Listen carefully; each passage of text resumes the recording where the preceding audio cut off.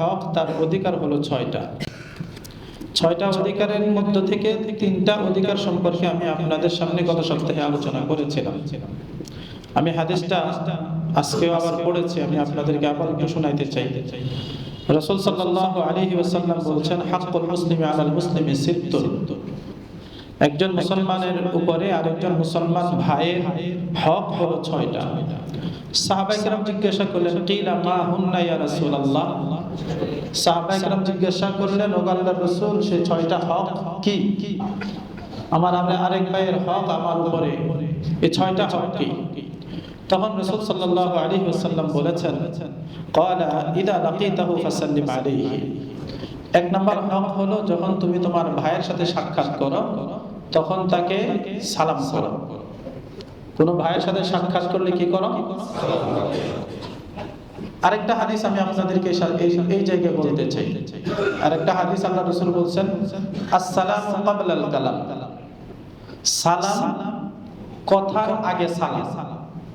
কথার আগে, এটা একটা হাদিস, ভিন্ন একটা হাদিস। কথার আগে সালাম। এজন্য প্রথমে সালাম, এরপরে কথা। প্রথমে সালাম, হ্যালো আসসালামু আলাইকুম।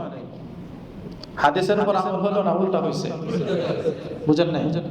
মানে আমরা যে মোবাইল ফোন ব্যবহার করি, মোবাইল ফোনের মধ্যে আমরা প্রথমে হ্যালো বলি, এরপরে যদি সালাম দেওয়ার কথা মনে করি তাহলে সালাম দিই। কিন্তু এটা আসলে আল্লাহ রাসূলের সুন্নত তরিকায় হলো না, বরং কথা আগে না, সালাম আগে। এজন্য আসসালামু আলাইকুম, ভাই কে বলছেন? অথবা এর উপর আপনি হ্যালো যদি বলতে চান, হ্যালো বলাটা কি আমি জানি না, কিন্তু যদি বলতে চান তাহলে তারপরে বলা, প্রথমে কি করা? সালাম দেওয়া। এজন্য সুন্দর করে সালাম দেওয়া। প্রথমে আমরা সালাম দেব। ভাষণের মধ্যে দাঁড়াইছে, উপস্থিত সম্মানিত ব্যক্তিবর্গ, অনেক কিছু বলার পরে আপনাদেরকে আমার পক্ষ থেকে সালাম, আসসালামু আলাইকুম। এটা সুন্নত তরিকা। আমার কথা বুঝেন নাই মনে হয়? একজনকে বলছে একটু দাঁড়ায় কথা বলতে, উনি দাঁড়ায় কথা বলবেন, তো কথা বলার সময় প্রথমে সবার আগে উপস্থাপন করে এরপরে যে সালাম দেয় না, প্রথমে দাঁড়িয়ে আপনি বলেন আসসালামু আলাইকুম ওয়া রাহমাতুল্লাহি ওয়া বারাকাতুহু। এরপরে আপনি বলেন, মাননীয় যারা আছে এখানে, যাদের কথা বলতে চান, কোনো অসুবিধা নেই। এজন্য এই দিকগুলো খেয়াল করা দোস্ত, এগুলো আমাদের প্রতিনিয়ত সব সময়ের আমল, এটা সব সময়ের আমল। এজন্য সালামের ব্যাপারে আল্লাহ রাসূল এত কথা বলেছেন, এত বেশি বলেছেন। সালামটা আমাদের অনেক বড় হাতিয়ার। আমি গত সপ্তাহে বলেছি, সালাম দুনিয়াতে শেষ হবে না, এই সালাম জান্নাতেও হবে। জান্নাতে যাওয়ার সময় ফেরেশতারা সালাম দিবে। জান্নাতের ভিতরেও পরস্পরের সাথে সাক্ষাতে তারা সালাম বিনিময় করবে। এজন্য সালাম এটা অনেক দামি জিনিস। এজন্য সালামের সাথে আমাদের যে কিছু ত্রুটি, কিছু ভুল, ইচ্ছাই হোক অনিচ্ছাই হোক, জানা অজানায় যে ভুলগুলো আছে, আমরা এগুলো শুধরিয়ে নিব। পারবো না ইনশাআল্লাহ? প্রথমত আমাদের সালামের মধ্যে যে ভুল আছে, সালাম দিয়ে আমরা কিভাবে দেওয়ার মধ্যে, উচ্চারণের মধ্যে ভুল আছে। সালাম আলাইকুম, সালাম আলাইকুম, আছে না এরকম? মানে এই যে উচ্চারণগুলো না, এগুলো আসলে সালামের উচ্চারণ না। এক সাহাবী এসে নবীজিকে বললেন, সালামুন আলাইকা ইয়া রাসূলুল্লাহ। সালামুন আলাইকা, আপনার উপরে সালাম হে আল্লাহর রাসূল।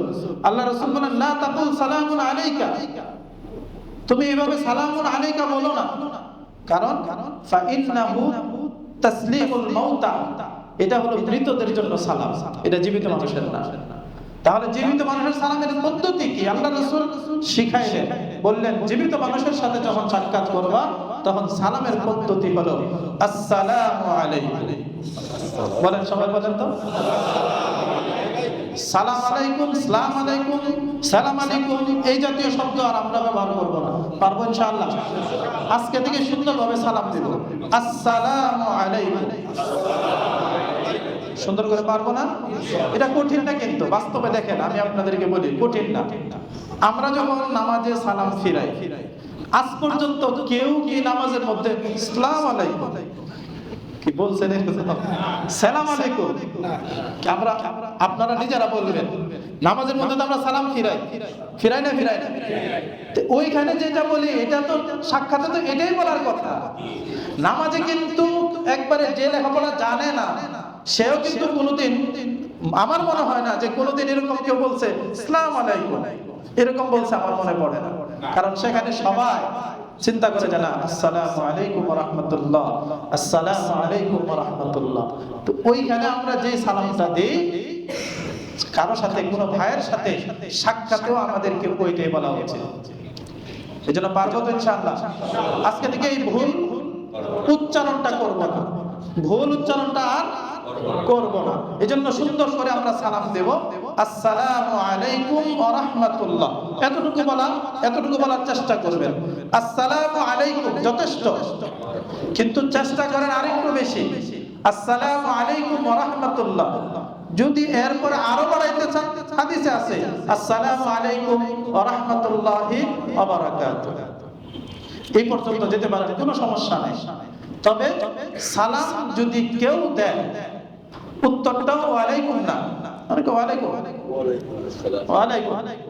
না, এই ওয়ালাইকুম এই উত্তরটা হলো কোন ইহুদি অথবা কোন খ্রিস্টান যদি আপনাকে সালাম দেয় তাহলে সেই জায়গায় উত্তর হলো ওয়ালাইকুম। বুঝেন নাই? একবার নবীজি সাল্লাল্লাহু আলাইহি ওয়াসাল্লাম বসা, আম্মা জান আয়েশা রাদিয়াল্লাহু তাআলা আনহা সেখানে ছিলেন।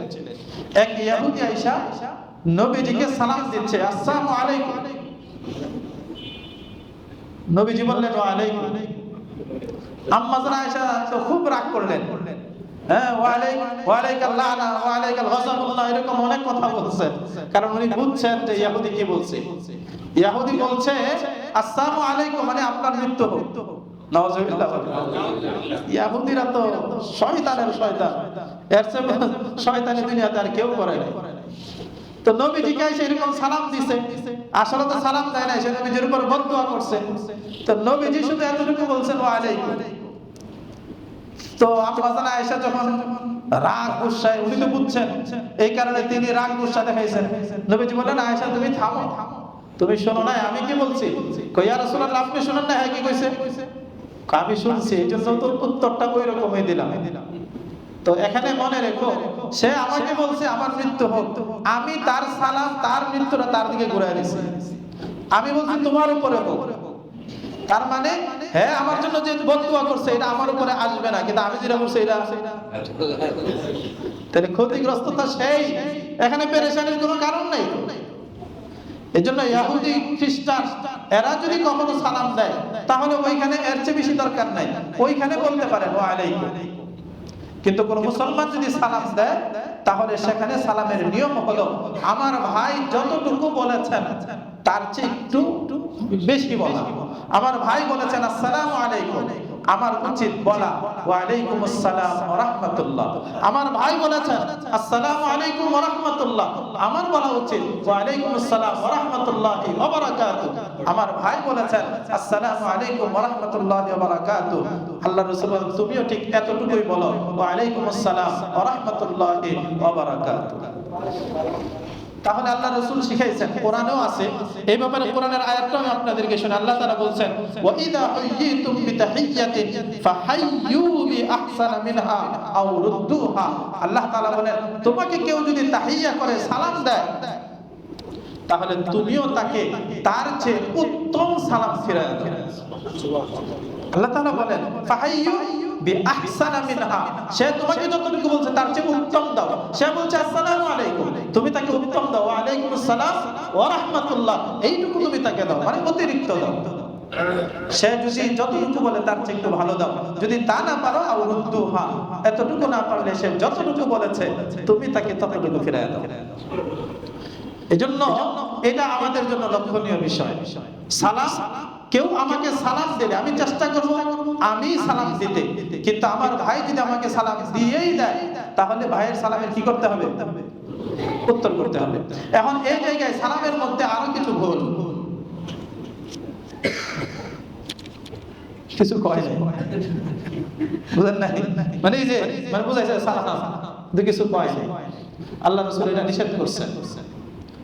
একজনে সালাম দিছে, আমার একজনে সালাম দিছে আসসালামু আলাইকুম, আমি বললাম শেষ। এই যে মাথা হারাইলাম, কি করলাম আমি? বুঝাইলাম যে আমি শুনছি, কিন্তু এটা বোঝানো তো নিয়ম না, এটা বোঝানো নিয়ম না। এজন্য আল্লাহ রাসূল বলেন এই মাথা হাত এইগুলোর ইশারাতান যে সালামের উত্তর জবাব বা সালাম দেওয়া হয়, এগুলো নিয়ম না। সালাম হলো জবানের উচ্চারণ করতে হবে। হ্যাঁ, কোন ভাই আমার সালাম বুঝবে না, ভাই আসসালামু আলাইকুম, এটা উদ্দেশ্য না। উদ্দেশ্য হলো আমি যে জবানে যেটা বলছি ওইটা হলো উদ্দেশ্য, কিন্তু তাকে সাবধান বা তাকে বোঝানোর জন্য যদি হয় তাহলে এটা বৈধ। কিন্তু শুধু হাত উঠালাম না, এটা আল্লাহ রাসূল বলেন এটা ইহুদিদের সালাম, এটা খ্রিস্টানদের সালাম, এইভাবে সালাম দিবা না। এজন্য আমাদের মনে রাখতে হবে আমরা জবানে উচ্চারণ করে সালাম এবং সালামের উত্তর দিব, জবানে উচ্চারণ করে সালাম এবং সালামের উত্তর দিব। পারবো ইনশাআল্লাহ? আল্লাহ তাআলা আমাদেরকে তৌফিক দেন, সকলে বলি আমিন।